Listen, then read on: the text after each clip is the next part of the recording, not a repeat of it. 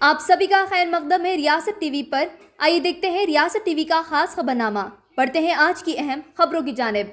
Breaking news नाजरीन, अचानक से कोरोना वायरस केसेस में इजाफे के पेश नज़र खुसूसन चाइना, यूरोप में दुनिया भर में अलर्ट जारी कर दी गई है। इसके अलावा एक हाई लेवल इजलास मुनक़िद किया गया है जिसमें तमाम हेल्थ मिनिस्टर्स को बुलाया गया है और नए तरीक़े सोचे जा रहे हैं कोरोना वायरस से बचने के लिए। Union health minister Mansukh Mandaviya ने ये इजलास रखी। आज बरोज़ जुमेरात बतारीख 22 दिसंबर को कोविड हालात के पेश नज़र डॉक्टर्स और हॉस्पिटल स्टाफ से बातचीत किए MN एरिया हॉस्पिटल मलकपेट पर।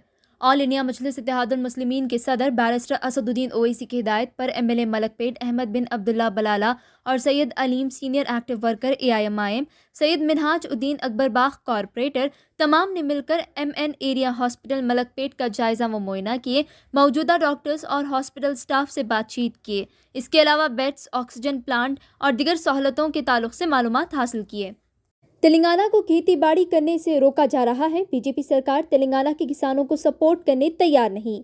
MLC निजामाबाद के कविता ने कहा, हुकूमत के चौकीदार सो रहे हैं जबकि कॉरपोरेट्स लूट रहे हैं मुल्क को। किसानों का भला, गरीब आवाम की मदद करने के बजाय कॉरपोरेट्स लोन का फायदा उठा रहे हैं। इस मौके पर उन्होंने कहा, हर जिले ऑफिस में एहतजाज किया जाएगा किसानों के लिए। देखें ये रिपोर्ट।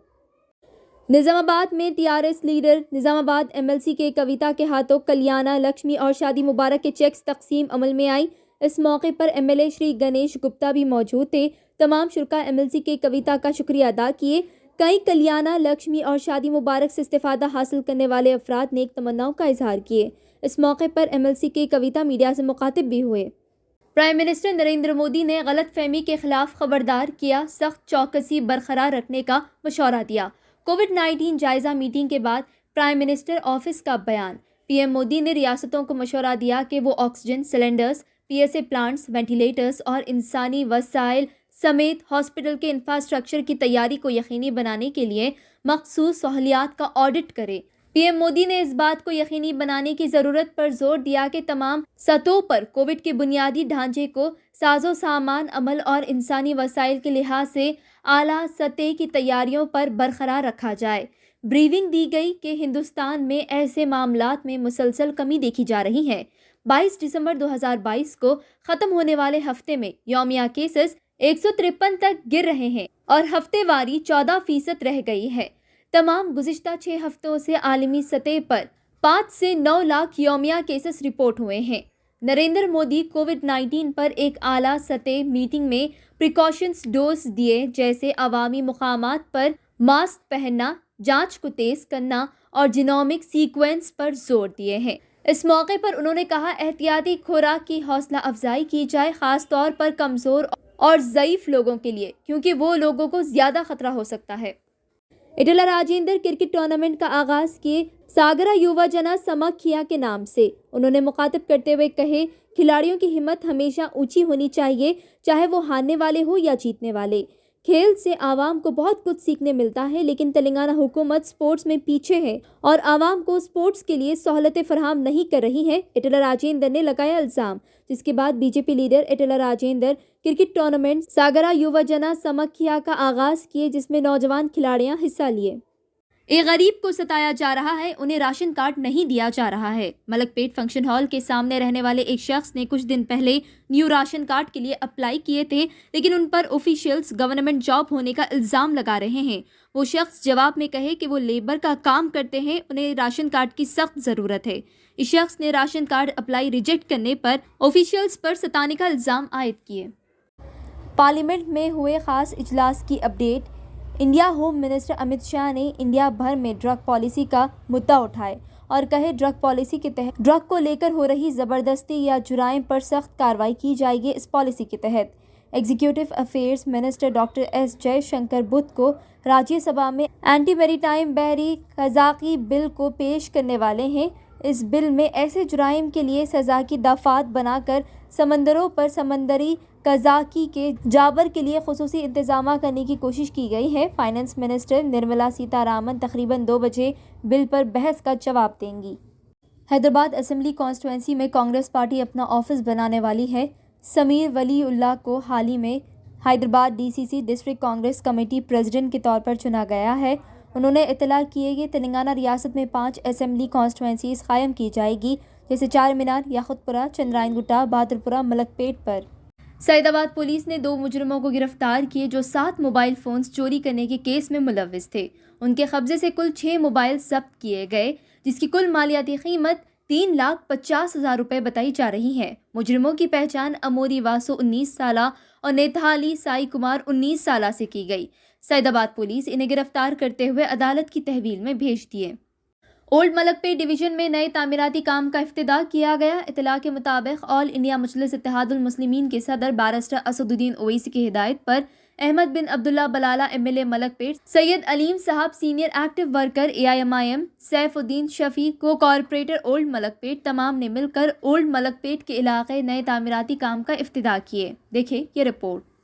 हम आज ये कहना चाहते हैं कि हमारे तेलंगाना में कल हर एक डिस्ट्रिक्ट हेडक्वार्टर में फार्मर्स का प्रोटेस्ट होने वाला है, क्योंकि जो नरेगा के साथ एग्रीकल्चर को मिलाने का हमारा डिमांड था, उस स्कीम में जितने भी तेलंगाना को पैसे मिले थे वो वापस देने की आज भारतीय जनता पार्टी सरकार बात कर रही है और हम इस बात से सहमत नहीं है। हमारी मांग ये है कि महात्मा गांधी नरेगा स्कीम और एग्रीकल्चर दोनों को मिलाना चाहिए। खेती बाड़ी और महात्मा गांधी नरेगा स्कीम को जोड़ेंगे तो खेती का खर्चा कम होगा, फार्मर के लिए बहुत प्रॉफिटेबल होगा। तो ये हमारा डिमांड है। इसीलिए हम ये मांग करते हैं BRS पार्टी से कि भारतीय जनता पार्टी अभी तो फार्मर्स के बारे में सोचे। जिस पार्टी ने ये दावा करके सत्ता में आया है कि हम इस देश के लिए चौकीदारी करेंगे, ये लोग सो रहे थे जब हमारे देश से पैसा लूट के बड़े बड़े बिजनेस वाले चले गए थे। कल 2 दिन पहले पार्लियामेंट में राज्यसभा में इन्होंने आंसर ये दिया है कि 19 लाख करोड़ रुपए इन्होंने वो लुटेरों के लिए बैंकों का कर्जा माफ किया है। मैं आज मोदी जी से ये पूछती हूँ, ये सवाल उनसे करना चाहती हूँ, जो आप काला धन वापस लेके आने वाले थे वो तो आया नहीं है, लेकिन अपनी देश के खुद का पैसा 19 लाख से ज्यादा, 19 लाख करोड़ों से ज्यादा जो लुटेरे लेके गए, कम से कम उनको तो लेके आइए।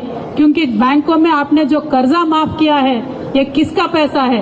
ये आम आदमी का पैसा है। जो टैक्स आपने दूध पे डाला है, जो टैक्स आपने सब्जी पे डाला है, जो टैक्स आपने पेट्रोल पे बढ़ाया है दाम, इन सब का पैसा आज बैंकों में है। वो बैंकों का पैसा जिन लुटेरों ने लूटा है, आपने उनका कर्जा माफ कर दिया। तो मैं ये आज मांग करती हूँ, आप रैयतों के साथ खड़े रहिए, गरीब लोगों के साथ खड़े रहिए, कॉरपोरेट के साथ, व्यापारवेत्ता के साथ खड़े रहने से देश का भला नहीं होने वाला है। BRS पार्टी आज ये डिमांड करती है महात्मा गांधी नरेगा और खेती बाड़ी को जोड़ा जाए। इस देश के लिए ये बहुत अच्छा होगा। Thank you so much. जय तेलंगाना, जय भारत। నరసింహ ఉంటాడు, బాలకృష్ణ ఉంటాడు, రమేష్ ఉంటాడు, మా శేఖర్ ఉంటాడు, సతీష్ ఉంటాడు, మా రామసాయి పాత మిత్రుడు వచ్చాడు, అనేక మంది మీరు పేరు పేరు అంటే అందరికీ ఈ కార్యక్రమానికి మా విక్రమ్ రెడ్డి గారు గెస్ట్కి వచ్చాడు, మా అధ్యక్షుడు అందరికీ. క్రీడలు ఇట్లాంటి కలయికలు వేస్ట్ అనుకోవద్దు, మన టైం వేస్ట్ అనుకోవద్దు. మనిషి అంతిమంగా కలిసి మెలిసి ఉండడం వల్లనే మనం ఎక్కడో కాడ చైతన్యాన్ని పొందుతాం, మనం ఎక్కడో కాడ ధైర్యం తెచ్చుకునే ఆస్కారం ఉంది. మనిషి సంఘజీవి కాబట్టి మనిషి కేవలం బిజినెస్లు, పెన్షన్లు మాత్రమే కాదు, మానవ సంబంధాలు కూడా వెతుక్కునే రోజులు వచ్చినాయి. మానవ సంబంధాలు వెతుక్కునే రోజులు వచ్చాయి కాబట్టి ఈ మానవ సంబంధాల అల్లిక, ఈ కలయికనే ఇలాంటి క్రీడలు. ఇవాళ స్పోర్ట్స్ మ్యాన్ స్పిరిట్ అని అంటారు. ఇలా ఓడిపోయినా గెలిచినా నవ్వుతో మళ్ళీ కౌగులించుకొని కలిసిమెలిసి ఉండేటువంటిది ఈ స్పోర్ట్స్ దానిలో ఉంటుంది. ఇక్కడ కూడా వేరే దాంట్లో రాజకీయాల్లో, రాజకీయ పార్టీలకు, రాజకీయ నాయకులకు కూడా ఈ స్పోర్ట్స్ మ్యాన్ స్పిరిట్ వచ్చే రావాల్సింది అక్కడ ఉన్నది. ఎందుకంటే ఓడిపోయిన గెలిచోడు బాధలు తీసుకొని కలుసుకునే పరిస్థితి కనబడుతుంది. ఒకప్పుడు ఏ పార్టీ అయినా కూడా కలుసుకొని పలకరించుకునే సాంప్రదాయం ఉంది. కానీ కేసీఆర్ గారు వచ్చిన తర్వాత ఆ పలకరించుకునే సాంప్రదాయం కూడా కథమైపోయింది. కానీ ఎన్నటికైనా మళ్ళీ ఈ స్పోర్ట్స్ మ్యాన్ స్పిరిట్ రాజకీయాలు రావాలని చెప్పి కూడా ఆకాంక్ష చేస్తూ మరొకసారి మీకు శుభాకాంక్షలు ఇస్తాను.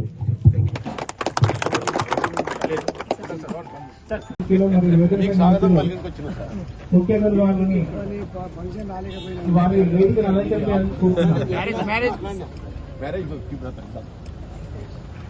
ఐక్యత, జై సంగరా, జై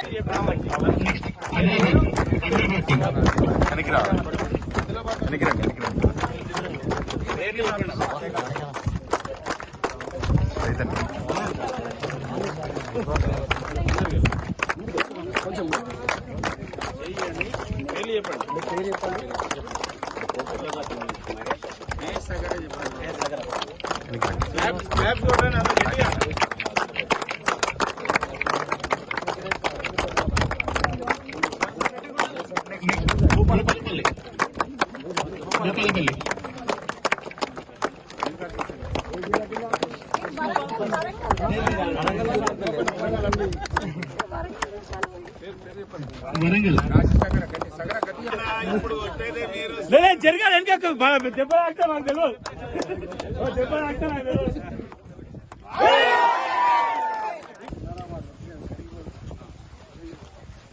నేటి ముఖ్య అతిథి శ్రీ ఏటూ రాజేంద్ర గారు ఎమ్మెల్యే గారికి ऐसे ही अहम खबरों से बाखबर रहे रियासत टीवी के साथ। रियासत टीवी को यूट्यूब पर सब्सक्राइब करें, लाइक शेयर करें। इसके अलावा इंस्टाग्राम और फेसबुक पर भी रियासत टीवी को फॉलो करें। लेटेस्ट अपडेट्स के लिए रियासत टीवी के साथ जुड़े रहें।